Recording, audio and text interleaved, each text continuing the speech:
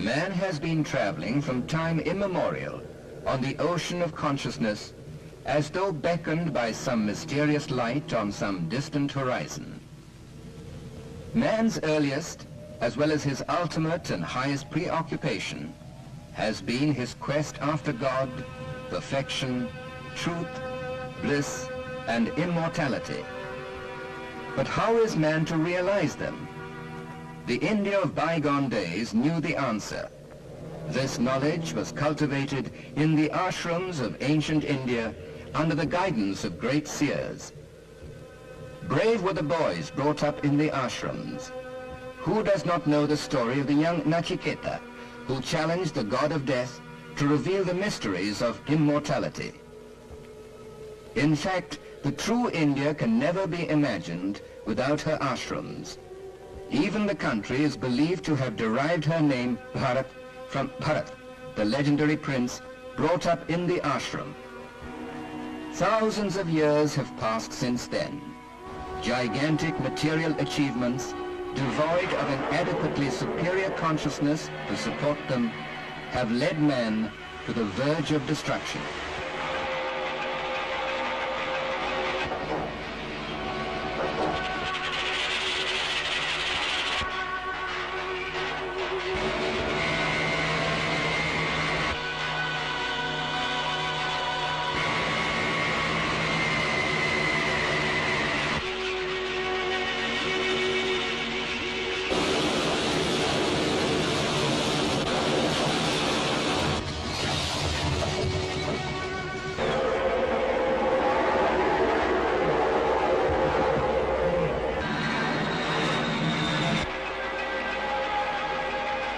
But this must not be, proclaimed Sri Aurobindo. Man must evolve further in his consciousness. And when this world of matter and the spirit of heaven embrace each other, then there shall be the dawn of a new age. This message of Sri Aurobindo goes forth from his ashram at Pondicherry, the ancient Vedpuri, once the ashram of the Vedic rishi Agastya.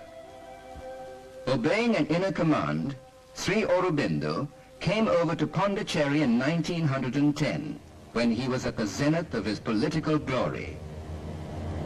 It was at Pondicherry that he practiced and propounded his integral yoga. Yoga, as we know, is the process of the union with the divine. And the aim of Sri Aurobindo's integral yoga is not merely to rise out of the ordinary ignorant world consciousness into the divine consciousness, but to bring the supramental power of that divine consciousness down into the ignorance of mind, life, and body, to transform them, to manifest the divine here and create a divine life in matter. It was from 1920, the year the spiritual collaborator of Sri Aurobindo, the mother, who came over to Pondicherry permanently, that the ashram began to take shape and grow rapidly. The mother said, "Let us work as we pray, for indeed, work is the body's best prayer to the divine." And so this harmonious complex hums with activities made up of more than 2,000 people, some of them old stalwarts who had made history in the first decade of the century as a revolutionary lieutenants of Sri Aurobindo, and among the others, hundreds of radiant souls abiding. But all are her children, whether 8 or 80. Until 1962, a day in the ashram used to begin with the mother appearing on the balcony and blessing the children. Then all would spread out into their fields of activities. Students and teachers would go to the Sri Aurobindo International Center of Education, where emphasis is given to integral education. This can help the student to develop all aspects of his personality.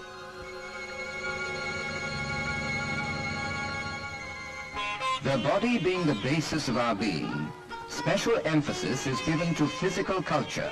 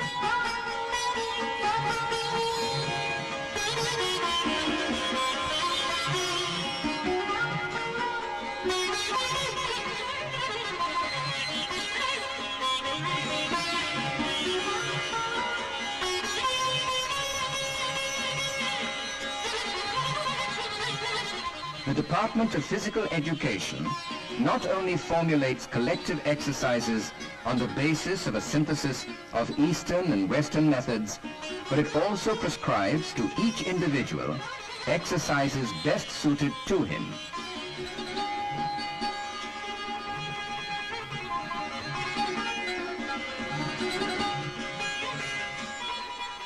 But since the real purpose of education is to bring true enlightenment, all work can become education when done with a proper attitude, the attitude of serving the divine through work. Whatever work one may do, one should do it as perfectly as one can, is the motto in the ashram.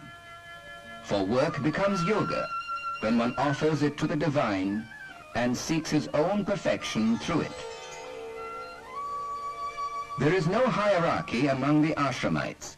All are sadhaks, and each one looks for his or her guidance to the mother, who, during more than 50 years of her guiding the ashram, has been herself the most radiant example of tireless work.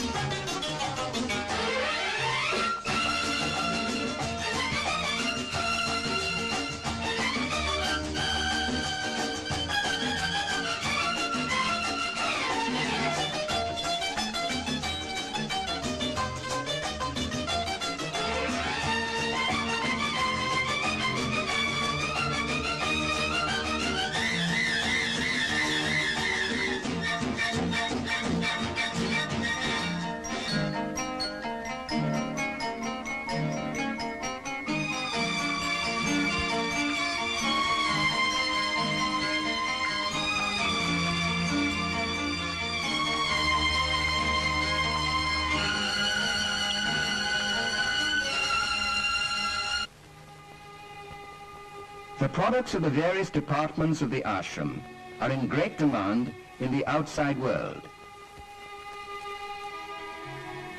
Here, in an exhibition of such products in Bombay, the visitors appreciate their artistic quality.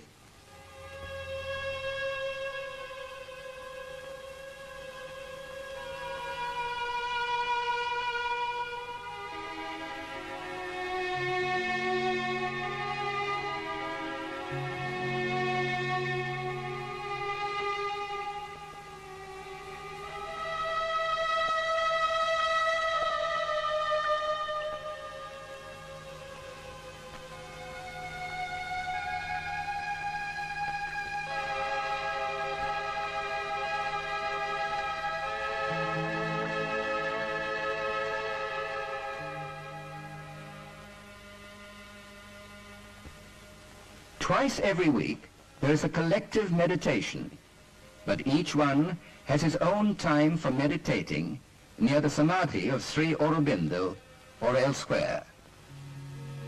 And there are 4 special days when the mother gives darshan to the public. February 21st, the birthday of the mother; April 24th, the day of the mother's coming over to the ashram; August 15th, the birthday of Sri Aurobindo; and November 24th, the Siddhi Day.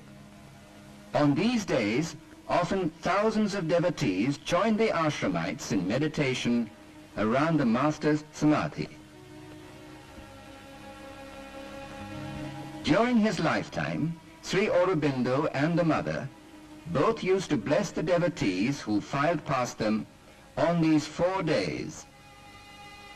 They had the opportunity of visiting the room where Sri Aurobindo lived for the last 24 years before leaving his body on 5th December 1950.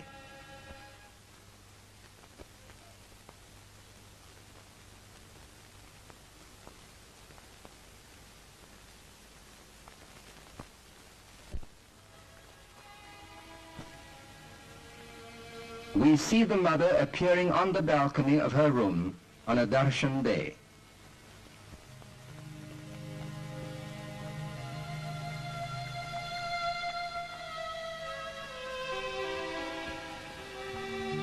Amid the work of darker powers, she is here to heal the evils and mistakes of space and change the tragedies of the ignorant world into a divine comedy of joy.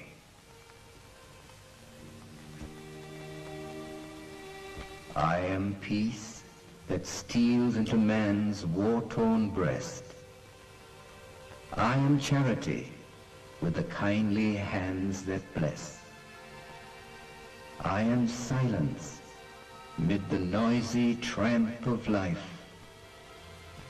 I am knowledge pouring on her cosmic map. The Darshan Day concludes with the march past and meditation day in the playground, where, before the fresco of India, the mother used to sit. The Sri Aurobindo Ashram works for the lofty future of man, works for the dawn of a new age, when a spiritually awakened India will enlighten the world about the true destiny of man. The sadhaks in the ashram are expected to contribute to the advent of such an age, not only through developing the right consciousness, but also through developing a body plastic enough to hold a greater consciousness. The message of Sri Aurobindo is for the entire human race, going beyond all religions or racial boundaries. His ashram has people from every part of the world. They do their sadhana through surrender to the divine, as aspiration towards truth and a constant effort at rejecting all falsehood.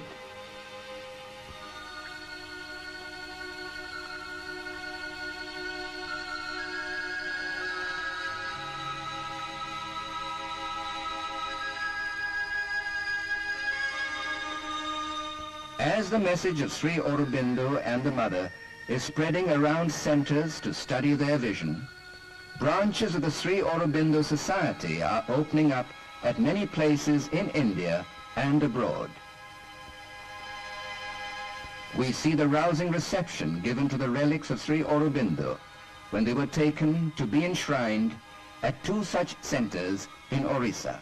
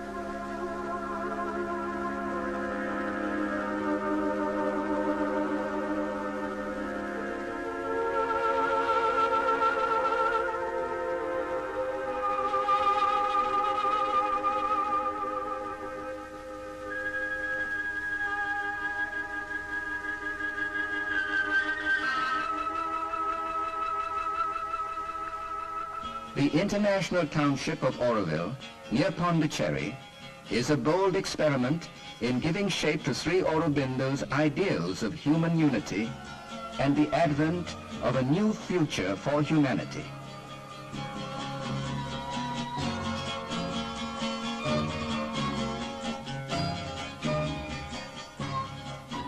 There should be somewhere on earth a place where human beings of goodwill, sincere in their aspirations, could live freely as citizens of the world, obeying one single authority, that of the supreme truth. The Sri Aurobindo Ashram is a step towards that ideal, maybe still an infant step.